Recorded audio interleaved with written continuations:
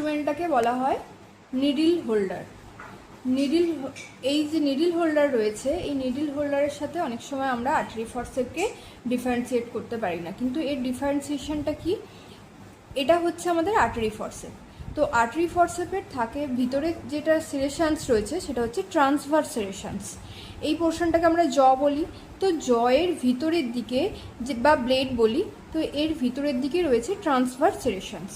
কিন্তু needle holder যদি দেখি, এই ভিতরে রয়েছে ক্রিস ক্রস সেরেশানস আর একটা গ্রুভ রয়েছে।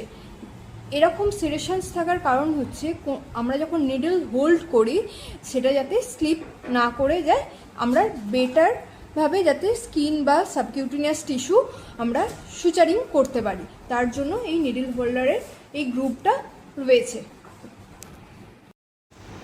এই ইনস্ট্রুমেন্টটার নাম হচ্ছে রিট্র্যাক্টর। এটা কি রিট্র্যাক্টর? এটা হচ্ছে ডিভার্স রিট্র্যাক্টর।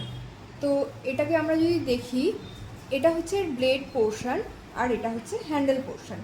এই ব্লেড পোর্শনটা খুব ভালো করে যদি আমরা দেখি, ব্লেডটা অনেকটা ব্রড আছে আর কিছুটা তোমার কার্ভ শেপের ব্লেড, যেটা কি হচ্ছে না, আমরা যদি অনেকটা মাসলকে রিট্র্যাক্ট করতে চাই সেটা আমরা এই ব্লেডের এই পোর্শন দিয়ে আমরা রিট্র্যাক্ট করব।